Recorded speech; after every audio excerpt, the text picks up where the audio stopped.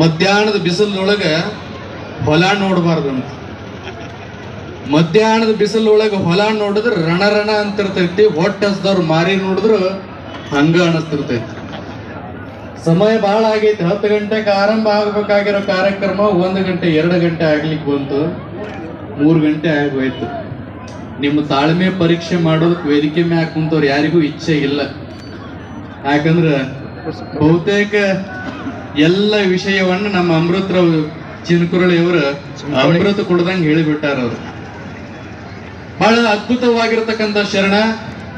ಈ ನಾಡಿನೊಳಗ ಸಮಾಜಗಳ ನಡುವೆ ಅಂಟಿರ್ತಕ್ಕಂಥ ಕಲ್ಮಶವನ್ನ ಹೀಗೆ ಮಧುರವಾಗಿರತಕ್ಕಂಥ ಸಾಹಿತ್ಯ ಕನಕದಾಸರು ಕೊಟ್ಟರಂದ್ರ, ಮಣಿಯೊಳಗ ಕಸ ಬಿದ್ದಾಗ ಕಸಬಾರಿಗೆಯಿಂದ ನಾವು ಸ್ವಚ್ಛ ಮಾಡ್ತೇವೆ.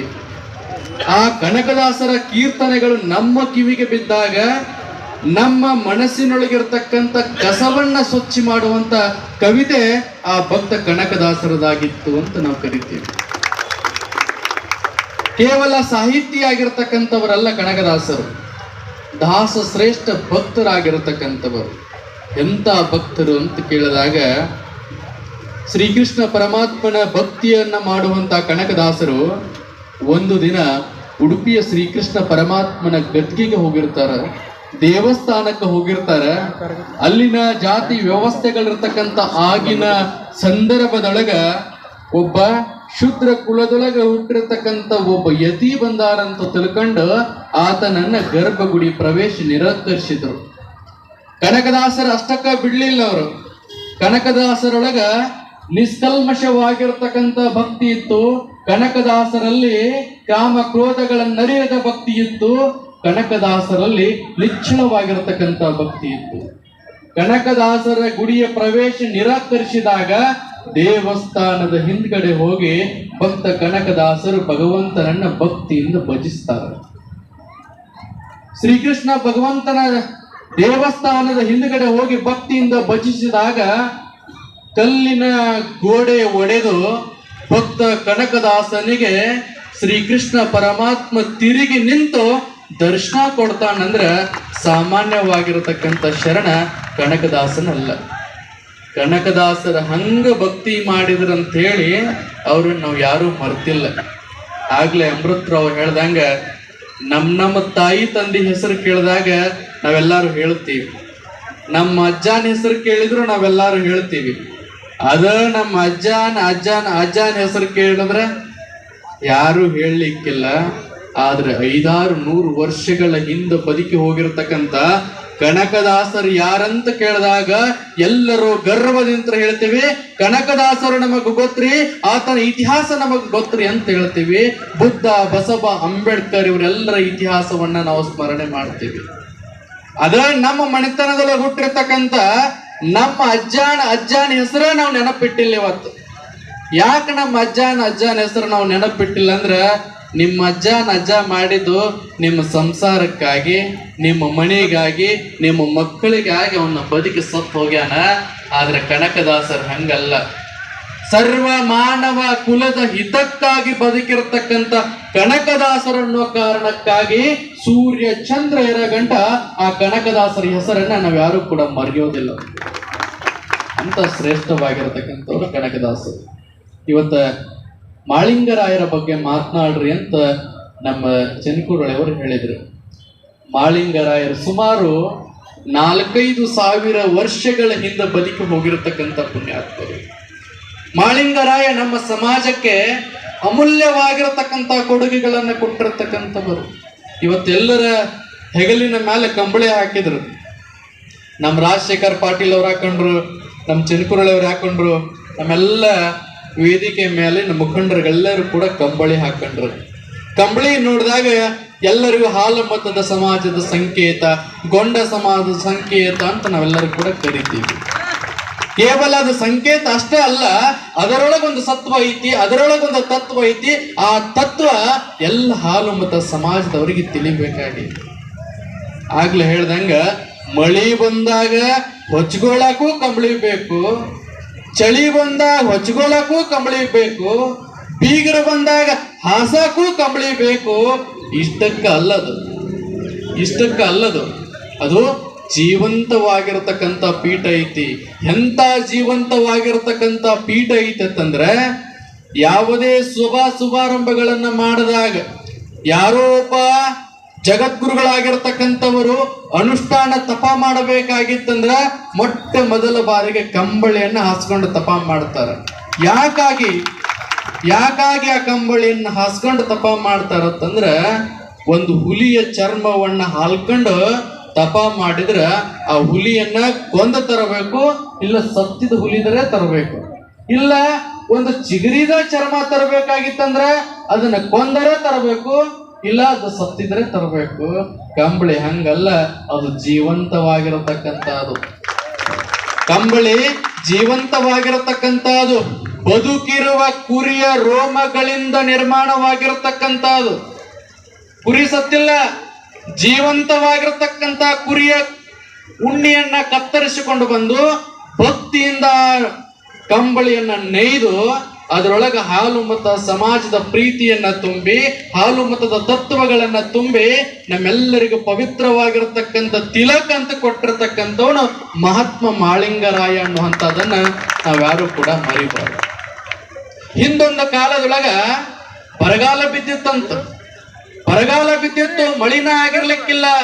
ರೈತರ ಬಹಳ ಹೇಳ್ತಾರ, ಭಗವಂತ ಮಾಳಿಂಗರಾಯ ಈ ವರ್ಷ ಏನಾರ ನಮಗ ಮಳಿ ಆಗ್ಲಿಕ್ಕಂದ್ರ ನಾವ್ ಯಾರು ಕೂಡ ಉಳಿಯೋಂಗಿಲ್ಲ, ಬಹಳ ಕಷ್ಟ ಬಂದೈತಿ ಮಾಳಿಂಗರಾಯ, ಹೆಂಗಾರ ಮಾಡಿ ನಮ್ಮನ್ನ ಕಾಪಾಡು ಅಂತೇಳಿ ಮಾಳಿಂಗರಾಯನ ಹತ್ರ ಎಲ್ಲ ಭಕ್ತರು ಬಂದ್ರು. ಅವಾಗ ಮಾಳಿಂಗರಾಯ ಅಂತಾನ, ಭಗವಂತ ಬೀರಲಿಂಗೇಶ್ವರ ಪರಮಾತ್ಮ ನನ್ನ ಭಕ್ತರು ನನ್ನ ಹತ್ರ ಬಂದಾರ, ಮಳಿ ಬೇಕಾಗೈತಿ, ಭಗವಂತ ಕರುಣೆ ತೋರು ತಂದಾಗ ಆ ಮಾಳಿಂಗರಾಯನ ಹೆಗಲ ಮ್ಯಾಲ ತೊಟ್ಟಿರ್ತಕ್ಕಂಥ ಕಂಬಳಿಯನ್ನ ಕೈ ಒಳಗ ಹಿಡಿದು ಭೂಮಿ ಮ್ಯಾಗ ನಿಂತು ಬೀಸಿದಾಗ ಮಳಿ ಬಂದಿರತಕ್ಕಂಥ ಉದಾಹರಣೆ ಇತಿಹಾಸವನ್ನ ನಾವು ಇದ ಕಂಬಳಿಯಿಂದ ನಾವು ಕೇಳ್ತಿದ್ದೇವೆ. ಮಾಳಿಂಗರಾಯಿಗೆ ಒಂದು ದಿನ ಕಷ್ಟ ಬಂದಿತ್ತು, ಸಂಕಷ್ಟ ಬಂದಿತ್ತು.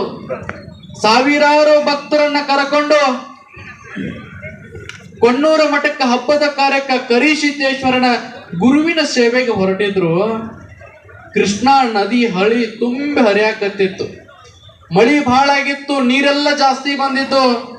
ಆ ನದಿ ದಾಟುವಂತ ಸಂದರ್ಭದೊಳಗ ಯಾವ ನಾವಿಕನೂ ಕೂಡ ಮುಂದೆ ಬರಲಿಲ್ಲ. ಒಬ್ಬ ನಾವಿಕ ಇದ್ದ, ಅವನಿಗೆ ಕೇಳ್ತಾನ, ಸಾವಿರಾರು ಭಕ್ತರಿದಾರ, ಭಗವಂತನ ಕಾರ್ಯಕ್ಕೆ ಹೊಂಟಿದ್ದೇವೆ, ನಮ್ಮನ್ನ ಹೊಳಿ ದಾಟಿಸಿಕೊಡು ಅಂತ ಕೇಳಿದಾಗ ಆತ ಹೇಳ್ದ, ನಾನು ಹೊಳಿ ದಾಟಿಸಿ ಕೊಡಾಕ ನಿಂತೀನಿ, ಹಂಗಂತೇಳಿ ನಾನು ಪುಕಾಟ ದಾಡ್ಸಂಗಿಲ್ಲ, ನನಗೆ ರೊಕ್ಕ ಕೊಡ್ಬೇಕಂತ ಹೇಳ್ದ. ಅವಾಗ ಮಾಳಿಂಗರಾಯ ಹೇಳ್ತಾನ, ಅವರಿವ್ರಂಗ ರೊಕ್ಕ ಕೊಡಾಕ ನಾನು ಶ್ರೀಮಂತ ಅಲ್ಲ, ನಾನು ಬಡವದೀನಿ, ಬೀರಪ್ಪ ದೇವರ ಸೇವಕ ಅದೀನಿ, ಕೊಣ್ಣೂರ ದೇವರ ಭಕ್ತ ಅದೀನಿ, ಹಾಲು ಮತ ಸಮಾಜದ ಒಂದು ಸಣ್ಣ ವ್ಯಕ್ತಿ ಅದೀನಿ, ನನ್ನ ಹತ್ರ ರೊಕ್ಕ ಇಲ್ರಿ, ಬೇಕಾದ್ರ ಭಂಡಾರ ಕೊಡ್ತೀನಿ ಅಂತಂದ್ರು. ಅವಾಗ ನಾವೇ ಕೇಳ್ತಾನ, ನಿನ್ನಂಗ ಭಂಡಾರ ಕೊಡೋರು ದಿನಾನೂ ಬಂದು ಹೋಗ್ತಾರ, ನಿನ್ನ ಭಂಡಾರದಿಂತ್ರ ನನ್ನ ಹೆಂಡ್ರ ಮಕ್ಕಳು ಹೊಟ್ಟಿ ತುಂಬಸಕ್ ಆಗಂಗಿಲ್ಲ ಅಂತ ಹೇಳಿದ್ರು. ಅವಾಗ ಮಾಳಿಂಗರ ಅಂತಾನ, ನಾಯಿನ ರೊಕ್ಕ ಕೊಡಂಗಿಲ್ರಿ, ಸರಿರಿ ಅಂತ ಹೇಳ್ದ.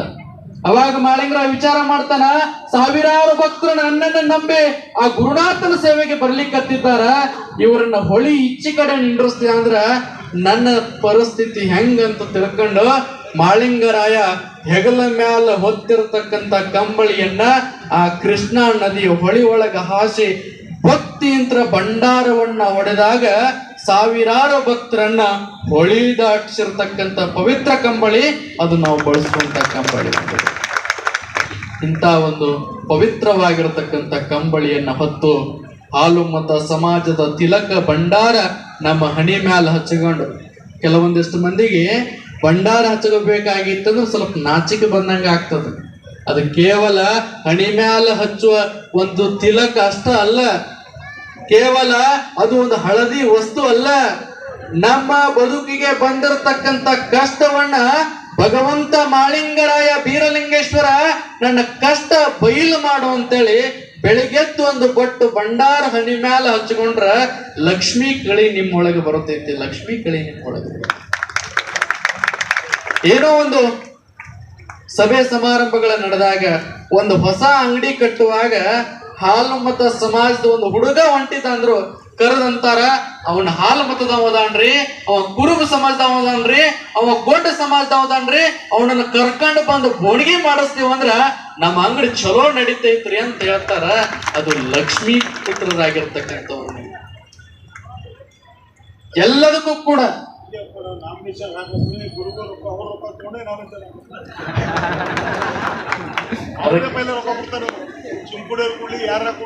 ಅಷ್ಟೇ. ನೀವೇನ್ ಹೆಂಗ ನಮ್ಮನ್ನ ಬೋಣಿಗೆಗಂತ ಬಳಸ್ಬೇಕಿಲ್ಲ, ಹಂಗ ಹೊಸ ಫಂಡ್ ಬಂದಾಗ ಬೋಣಿಗೆ ಅಂತೇಳಿ ನಮಗ್ ಫಂಡ್ ಕೊಡಾಕ್ ಹೋಗಿದ್ವಿ. ಅದಕ್ಕೆ ಕೇವಲ ಎಲ್ಲಾ ರಾಜಕಾರಣಿಗಳಿಗೆ ಅನ್ವಯ ಆಗಂಗ ಹೇಳ್ತೀನಿ. ಪ್ರತಿಯೊಂದು ಸಂದರ್ಭದೊಳಗ ಹಾಲು ಮತ ಸಮಾಜ ಲಕ್ಷ್ಮೀ ಪುತ್ರರಂತ ತಿಳ್ಕೊಂಡು ಪ್ರತಿಯೊಬ್ಬರು ಕೂಡ ಬೋಣಿಗೆಗೆ ಬಳಸ್ಕೊಂತಿರಲ್ಲ, ಅದ ಸಮಾಜ. ನಮ್ಗೆ ಗೊತ್ತೈತಿ ಅಷ್ಟು ಜನ ಯಾವ ರೀತಿಯಾಗಿ ನಮ್ಮನ್ನ ಕಾಣ್ತಾರ, ಭಕ್ತಿ ಐತಿ, ಪ್ರೀತಿ ಐತಿ. ಯಾವುದೇ ಕಾರ್ಯ ನಡೆದ್ರು ನಮ್ಮ ಜೊತೆಗಿದ್ದಂತ ಪಕ್ಷದವರು ರಾಜಕಾರಣಿಗಳು ಕೂಡ ಇದ್ದಿದ್ದೀರಿ. ಅದೇ ರೀತಿಯಾಗಿ ಹೆಂಗ ಬೋಣಿಗೆಗೆ ಬಳಸ್ಕೊಂಡಿರ್ತಿರಲ್ಲ ಹಂಗ ಹೊಸ ಫಂಡ್ ಬಂದಾಗ ಇದು ಹಾಲು ಮತದವರಿಗೆ ಬೋಣಿಗೆರಿ ಅಂತ ತೆಗೆದಿಡ್ರಿ. ನಾವು ಯಾವತ್ತಿಗೂ ಕೂಡ ಆ ರಾಜಕಾರಣಿಗಳನ್ನ ನಾವು ಮರೆಯಂಗಿಲ್ಲ ಅಂತ ನಾವು ಹೇಳ್ತೀವಿ. ಇವತ್ತು ಬಹಳ ತಾಯಂದಿರು ಬಂದಿದ್ದೀರಿ. ಆ ತಾಯಂದಿರುಗಳೆಲ್ಲರೂ ನೋಡಿದಾಗ ಸಾಕ್ಷಾತ್ ಲಕ್ಷ್ಮೀ ತಾಯಿ ನೋಡ್ದಂಗ ಆಗ್ತದ. ಇವತ್ತು ಇಂಥ ಪವಿತ್ರವಾಗಿರ್ತಕ್ಕಂಥ ಕಾರ್ಯ ಆ ಕನಕದಾಸನ ಮೆರವಣಿಗೆಯನ್ನ ಮಾಡಿ ಹುಮನಾಬಾದದ ಪವಿತ್ರ ಬೀದಿಗಳೆಲ್ಲ ತಿರುಗಾಡಿ ಆ ಕನಕದಾಸನ ತತ್ವಗಳಿಗೆ ಜೈಕಾರ ಹಾಕಿ ಆ ಕನಕದಾಸನ ಧ್ವಜ ಕೈ ಒಳಗ ಹಿಡಿದು ಗರ್ವದಿಂದ ಆತನ ಸಂದೇಶಗಳನ್ನ ಹುಮನಾಬಾದದ ನಗರ ತುಂಬೆಲ್ಲ ಕೂಡ ನೀವು ಮೆರೆಸಿದ್ದೀರಿ. ಆ ಶ್ರೇಯಸ್ಸು ಆ ಭಗವಂತ ಕನಕದಾಸ ಮಾಳಿಂಗರಾಯ ನಿಮಗೆಲ್ಲರಿಗೂ ಕೂಡ ಆಶೀರ್ವಾದ ಮಾಡಲಿ ಅಂತ ನಾನು ಕೇಳ್ಕೊತೀನಿ. ಕೇವಲ ರಾಯಣ್ಣನ ಜಯಂತಿ ಬಂದಾಗ ರಾಯಣ್ಣನ ಧ್ವಜ ಹಿಡಿದು ರಾಯಣ್ಣನ ಬಾವುಟ ಕಟ್ಟಿ ರಾಯಣ್ಣನಿಗೆ ಜೈಕಾರ ಹಾಕಿದ್ರ ಆತನಿಗೆ ಅಷ್ಟ ಗೌರವ ಕೊಟ್ಟಂಗ ಆಗಂಗಿಲ್ಲ. ಕನಕ ಜಯಂತಿ ಬಂದಾಗ ಡಿಜೆ ಹಚ್ಚ್ರಿ, ಮೆರವಣಿಗೆ ಮಾಡ್ರಿ, ಧ್ವಜ ಹಾರಿಸ್ರಿ, ಧ್ವಜ ಮೆರೆಸ್ರಿ, ಅಷ್ಟಕ್ಕ ಕನಕದಾಸನಿಗೆ ಗೌರವ ಕೊಟ್ಟಂಗ ಆಗಂಗಿಲ್ಲ. ಕನಕದಾಸನ ತತ್ವ ಆದರ್ಶಗಳನ್ನ ನಮ್ಮ ಜೀವನದೊಳಗೆ ಅಳವಡಿಸಿಕೊಳ್ಳಬೇಕು. ಕ್ರಾಂತಿವೀರ ಸಂಗೊಳ್ಳಿ ರಾಯಣ್ಣನ ತತ್ವ ಆದರ್ಶಗಳು ಈಗಿನ ಯುವಕರುಗಳೆಲ್ಲರೂ ಕೂಡ ಆತನ ಆದರ್ಶಗಳನ್ನ ಮೈಗೂಡಿಸಿಕೊಂಡಾಗ ಮಾತ್ರ ಆ ಪುಣ್ಯಾತ್ಮರಿ ನಾವೆಲ್ಲರೂ ಕೂಡ ಗೌರವ ಕೊಟ್ಟಂಗ ಆಗ್ತದೆ. ರಾಯಣ್ಣ ಎಂತ ಮರಿ, 8 ಗೇಣಿನ 8 ಮೊಳದ ಶರೀರ, ಆತನ ಕೈ ಒಳಗ ಕಕ್ಕವನ್ನ ಹಿಡಿದಾಗ ಎದುರು ಬರುವಂತ ಬ್ರಿಟಿಷರ ರುಂಡಗಳು ಉಳಿದಿರತಕ್ಕಂತ ಇತಿಹಾಸವೇ ಇರ್ಲಿಕ್ಕಿಲ್ಲ. ಗಿರಿಲಾ ತಂತ್ರದ ರೂವಾರಿ ಆಗಿರ್ತಕ್ಕಂಥವನು ಕ್ರಾಂತಿವೀರ ಸಂಗೊಳ್ಳಿ ರಾಯಣ್ಣ. ಆ ಒಬ್ಬ ಸಂಗೊಳ್ಳಿ ರಾಯಣ್ಣನ ಕೈ ಒಳಗ ಒಂದು ಸಲ ಖಡ್ಗ ಸಿಕ್ತಂದ್ರ ಸಾವಿರಾರು ಬ್ರಿಟಿಷರ ರುಂಡಗಳನ್ನು ಚೆಂಡಾಡುವಂತ ಕ್ರಾಂತಿವೀರ ಸಂಗೊಳ್ಳಿ ರಾಯಣ್ಣ. ಇವತ್ತ ಅಂತ ಕ್ರಾಂತಿವೀರ ಸಂಗೊಳ್ಳಿ ರಾಯಣ್ಣನ ಆದರ್ಶಗಳು ಇವತ್ತಿನ ಯುವಕರಿಗೆ ಬಹಳ ಅವಶ್ಯಕತೆ ಇದ್ದಾವೆ. ಆಗ್ಲೇ ಹೇಳ್ದಂಗ ಸಂಗೊಳ್ಳಿ ರಾಯಣ್ಣನ ವೃತ್ತಕ್ಕಾಗಿ ಒಂದು ಪ್ಲಾಟಿನ ವ್ಯವಸ್ಥೆ ಕೂಡ ಮಾಡಿದ್ದಾರ. ಅದರ ಜೊತೆಗೆ ಆ ರಾಯಣ್ಣನ ಸರ್ಕಲ್ ನಿರ್ಮಾಣಕ್ಕೆ ತಮ್ಮ ತನು ಮನ ಧನ ಸಮರ್ಪಣೆಯನ್ನ ಮಾಡ್ತೀವಿ ಅಂತ ಹೇಳಿದಾರ. ಅವ್ರನ್ನೆಲ್ಲರೂ ಕೂಡ ಚಪ್ಪಾಳೆಯನ್ನ ತಟ್ಟಿ ಅವರನ್ನ ಅಭಿನಂದಿಸೋಣ. ರಾಯಣ್ಣನ ಆದರ್ಶಗಳು ಉಳಿಬೇಕಾಗಿತ್ತಂದ್ರ ಆತನ ಮೂರ್ತಿ ನಮ್ಮ ಊರೊಳಗ ತಲೆ ಎತ್ತಿ ನಿಂತಾಗ ಮುಂದೆ ಬರುವಂತ ಸಣ್ಣ ಮಕ್ಕಳು ಕೇಳ್ತಾರ, ಅಪ್ಪ ಅವ್ವ ಇದು ಯಾರ್ದ್ರೆ ಮೂರ್ತಿ ಅಂತ ಕೇಳಿದಾಗ ನಾವೆಲ್ಲರೂ ಹೇಳಬೇಕು, ಈ ನಾಡಿನೊಳಗ ಸ್ವಾತಂತ್ರ್ಯದ ಸ್ವಾಭಿಮಾನದ ಕಿಚ್ಚಾಗಿ ಕ್ರಾಂತಿವೀರ ಸಂಗೊಳ್ಳಿ ರಾಯಣ್ಣ ಜಾತಿ ಮತ ಪಂಥ ಭೇದಗಳು ಯಾವುದು ಕೂಡ ಇಲ್ಲರೆ ಬ್ರಿಟಿಷರ ರುಂಡಗಳ ಚಂಡಾಡಿ ಸ್ವಾತಂತ್ರ್ಯಕ್ಕಾಗಿ ಬದುಕಿರತಕ್ಕಂಥ ಪುಣ್ಯಾತ್ಮನ ವೃತ್ತ ಅಂತೇಳಿ ನಾವು ಮುಂದಿನ ಮಕ್ಕಳಿಗೆ ಹೇಳುವಂಗ ಆಗಬೇಕು. ಆತಕ್ಕಾಗಿ ಆತನ ಸರ್ಕಲ್ ಆಗಬೇಕು. ಅಷ್ಟೇ ಇವತ್ತು ಏನು ಅದ್ಭುತವಾಗಿರತಕ್ಕಂಥ ಕಾರ್ಯಕ್ರಮವೇನ ಆಯೋಜನೆ ಮಾಡಿದ್ದೀರಲ್ಲ, ಆ ಎಲ್ಲ ಆ ಸಂಘಟನಾಕಾರರಿಗೂ ಮತ್ತೆ ತನು ಮನ ಧನ ಸಮರ್ಪಣೆಯನ್ನ ಮಾಡಿರ್ತಕ್ಕಂಥವ್ರು ಒಂದು ಶಾಲ್ ಹಿಡ್ಕೊಂಡು ಒಂದು ಹಾರ ಹಿಡ್ಕೊಂಡು ಹಂಗ ಊಟದ ವ್ಯವಸ್ಥೆ ಮಾಡ್ಯಾರ. ಆ ಊಟದ ವ್ಯವಸ್ಥೆ ಹಿಡ್ಕೊಂಡು ಏನ ತಮ್ಮ ಪರಿಶ್ರಮವನ್ನ ಪಟ್ಟು ತನು ಮನ ದನ ಕೊಟ್ಟಾರಲ್ಲ, ಅವ್ರೆಲ್ಲರಿಗೂ ಆ ಮಾಳಿಂಗರಾಯ, ಕನಕದಾಸ, ಆ ರಾಯಣ್ಣನ ಆಶೀರ್ವಾದ ಎಲ್ಲರಿಗೂ ಕೂಡ ಆಗ್ಲಿ. ತಾಯಂದ್ರೆಲ್ಲರೂ ಕೂಡ ಬೆಳಗ್ಗೆ 10 ಗಂಟೆ 10 ಗಂಟೆಗೆ ಬಂದ್ಬಿಟ್ಟಿರ್ತಾರ. ಅದ್ರ ಸಮಯ ನೋಡಿದಾಗ ಅವ್ರಿಗೆ ಅನಿಸ್ತದ ಮನ್ಯಾಗ ಹೋಗೋಣ, ಏನಂತಾರೋ ಏನು ಬಿಡ್ತಾರ ಅಂತೇಳಿ. ಎಲ್ಲ ತಾಯಂದಿರು ಇವತ್ತಿಂತ ಪುಣ್ಯಾತ್ಮನ ಕಾರ್ಯಕ್ರಮದೊಳಗ ಪಾಲ್ಗೊಂಡಿದ್ದೀರಲ್ಲ, ಇವೆಲ್ಲರೂ ಕೂಡ ಈ ವೇದಿಕೆ ಮ್ಯಾಲ ಮಾತನಾಡಿದಕ್ಕಂಥವ್ರು ಎಲ್ಲರ ಬಾಯಿ ಒಳಗ ಆ ರಾಯಣ್ಣನ ಇತಿಹಾಸ ಬಂದೈತಿ, ಕನಕನ ಇತಿಹಾಸ ಬಂದೈತಿ. ನಿಮ್ಮ ಮುಂದಿನ ಮಕ್ಕಳಿಗೆ ಆತನ ಇತಿಹಾಸಗಳನ್ನ ಹೇಳಿ ಬೆಳೆಸಿದಾಗ ಮಾತ್ರ ಈ ದೇಶದ ಉತ್ತಮವಾಗಿರತಕ್ಕಂಥ ಪ್ರಜೆಯಾಗಿ ಬದುಕ್ತಾರನಂತ ಮಾತನ್ನ ಈ ಸಂದರ್ಭದೊಳಗೆ ಹೇಳಿ, ನಮ್ಮನ್ನು ಕೂಡ ಅತ್ಯಂತ ಗೌರವಿತವಾಗಿ ಕರೆಸಿ ಗೌರವಿಸಿರತಕ್ಕಂಥ ಈ ಕ್ರಾಂತಿವೀರ ಭಕ್ತ ಕನಕದಾಸರ ಜಯಂತ್ಯೋತ್ಸವದ ಸಮಿತಿಯವರಿಗೂ, ಹಾಗೆ ಈ ವೇದಿಕೆ ಮೇಲೆ ಆಸೀನರಾಗಿರ್ತಕ್ಕಂಥ ಎಲ್ಲ ಗಣ್ಯಮಾನ್ಯರಿಗೂ, ಹುಮನಾಬಾದ ಸುತ್ತಮುತ್ತಲ ಗ್ರಾಮಗಳಿಂದ ಬಂದಿರತಕ್ಕಂಥ ಎಲ್ಲ ತಾಯಂದಿರಿಗೂ, ಎಲ್ಲ ಯುವಕರಿಗೂ ಭಕ್ತಿಯಿಂದ ವಂದಿಸಿ ನನ್ನೆರಡು ಮಾತಿಗೆ ವಿರಾಮ ಕೊಡ್ತೇನೆ. ಸರ್ವರಿಗೂ ಭಕ್ತಿಯ ಶರಣಾರ್ಥಿಗಳು. ಗ್ರಾಹಕರ ಸ್ಯಾಟಿಸ್ಫ್ಯಾಕ್ಷನ್ ನಲ್ಲಿ ನಂಬರ್ 1 ತೃಪ್ತಿ ದರದಾಯಕ ಶೋರೂಮ್ ನಿಮ್ಮ ಎಸ್ಪಿ ಟಿವಿಎಸ್ ಶೋರೂಮ್ ನಿಮಗಾಗಿ ತಂದಿದೆ ಹೊಸ ಮಾಡೆಲ್ಗಳ ಹೊಸ ಬೈಕ್ಗಳು. ರೈತರಿಗಾಗಿ ಅನುಕೂಲವಾಗಿರುವ ಸೂಪರ್ ಎಕ್ಸೆಲ್ ಕೂಡ ಲಭ್ಯ. ಹಾಗಿದ್ರೆ ಹಿಂದೆ ಭೇಟಿ ನೀಡಿ ಎಸ್ಪಿ ಟಿವಿಎಸ್ ಶೋರೂಮ್ ಮಾಲೀಕರು ಲೋಕೇಶ್ ಆರ್ಜಿ. ಹೆಚ್ಚಿನ ಮಾಹಿತಿಗಾಗಿ ಸಂಪರ್ಕಿಸಿ 8494951009, ನಾಗಲಕ್ಷ್ಮಿ ದಾಬಾ ಹತ್ತಿರ, ಗುಲ್ಬರ್ಗಾ ರೋಡ್, ಹುಮನಾಬಾದ್. ಹುಮ್ನಾಬಾದ್ನಲ್ಲಿ 24x7 ಸೇವೆ ಸಲ್ಲಿಸುತ್ತಿರುವ ಮಕ್ಕಳ ಹೈಟೆಕ್ ಗಗನ್ ಆಸ್ಪತ್ರೆ. ಬೀದರ್ ಜಿಲ್ಲೆಯ ಜನರಿಗೆ ಈಗ ತಮ್ಮ ಮಕ್ಕಳ ಆರೋಗ್ಯದ ಬಗ್ಗೆ ಚಿಂತೆ ಬೇಡ. ನಿಮ್ಮ ಜಿಲ್ಲೆಯ ಹುಮ್ನಾಬಾದ್ನ ಗಗನ್ ಆಸ್ಪತ್ರೆ ನೋಡಲು ಸುಂದರವಾದ ಕಟ್ಟಡ ಅಷ್ಟೇ ಅಲ್ಲದೆ ಮಕ್ಕಳಿಗೆ ತರಹದ ಆಟದ ಮನರಂಜನೆ ಜೊತೆಗೆ ಅತ್ಯುತ್ತಮ ಚಿಕಿತ್ಸೆ ನೀಡಲಾಗುತ್ತದೆ. ಇಲ್ಲಿ NICU 10 ಬೆಡ್ಸ್, PICU 6 ಬೆಡ್ಸ್, ಡಿಪ್ಯಾಪ್, ವೆಂಟಿಲೇಟರ್ ಸೇರಿದಂತೆ ವಿವಿಧ ಮುಖ್ಯ ಸೇವೆಗಳು ಕೂಡ ಲಭ್ಯ ಇದೆ. ಹೆಚ್ಚಿನ ಮಾಹಿತಿಗಾಗಿ ಭೇಟಿ ನೀಡಿ ಗಗನ್ ಆಸ್ಪತ್ರೆ, ಪೊಲೀಸ್ ಠಾಣೆ ಹಿಂದುಗಡೆ, ಹುಮ್ನಾಬಾದ್. ಸಂಪರ್ಕಿಸಿ 9620618472 ಅಥವಾ 8846666532.